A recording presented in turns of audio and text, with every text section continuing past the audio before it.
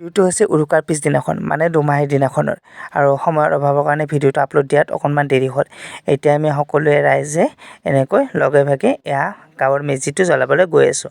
আমাৰ নামনিৰ ফালে এনেকৈ খৰিৰ মেজি নবনাই কলচুজ দি নৰা আৰু গছ ঠানা এইবিলাক সকলো বস্তু দি কিনে আৰু বাঁহেৰে এনেকৈ মেজি সজায়। এতিয়া সকলো ঠাইতে নিয়মবোৰ বেলেগ বেলেগ হয়। গাঁৱৰ মহিলাখিনিয়ে মাহ প্ৰসাদৰ ব্যৱস্থা কৰিছে। এয়া সকলোকে এতিয়া প্ৰসাদ দিব আৰু এতিয়া মেজি পুৱাই উঠিলোঁ আৰু এতিয়া এনেকৈ প্ৰসাদ বিতৰণ কৰিব আৰু এইফালে এতিয়া মই এনেকৈ গলত অসমীয়া স্বাভিমান গামোচা এখন লৈ মেজিৰ ঘৰত আহিলোঁ।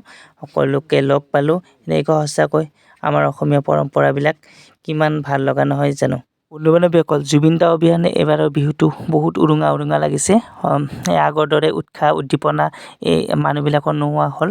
দুখ থাকিলেও আমিতো নীতি নিয়মবিলাক আগুৱাই লৈ যাবই লাগিব নহয় জানো, উপায়তো নাই আৰু। গতিকে তেনেকৈ আগবাঢ়ি যাব লাগিব আমি সকলোৱে। এতিয়া ঘৰত আহিলোঁ, এয়া মায়ে জলপান যোগাৰ কৰিছিল। ঘৰত আহিয়ে মাৰ সৈতে জলপান খালোঁ আৰু এইফালে আমাৰ এতিয়া পিছদিনাৰ পৰিৱেশ এইটো। ৰাতি আৰু ভিডিঅ' কৰা নহ'ল। পিছদিনা পৰিৱেশ আমাৰ নামনিৰ ফালে আকৌ নেক্সট দিনা আকৌ মেজি জ্বলোৱা হয় আৰু এইফালে আমাৰ পৰিয়ালৰ মানুহখিনিয়ে এনেকৈ মেজি এটা বনাইছিল আৰু এই আগৰটো হৈছিল ৰাজহুৱাভাৱে আৰু এইটো হৈছে পৰিয়ালৰ মানুহখিনি বনোৱা।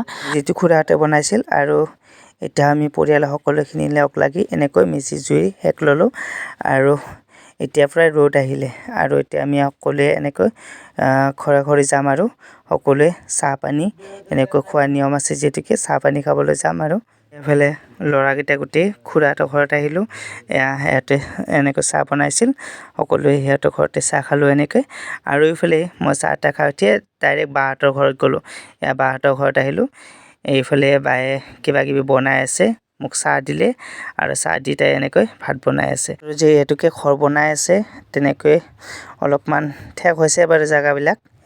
এটা ঘৰতে এনেকৈ চবখিনি কৰিব লগা হৈছে আৰু এইফালে চাহ তাহ মই খাই উঠিলোঁ। এইফালে গাহৰি মাংস খালোঁ আৰু এইফালে এতিয়া বাহঁতৰ নতুনকৈ বান্ধি থকা ঘৰটো প্ৰায় ওলাইছে প্ৰায় ঘৰটো আৰু কেইদিনমান পিছত সিহঁতে এই ঘৰটোত আহিব আৰু এইফালে এতিয়া আজিৰ ভিডিঅ'টো ইমানেই আৰু।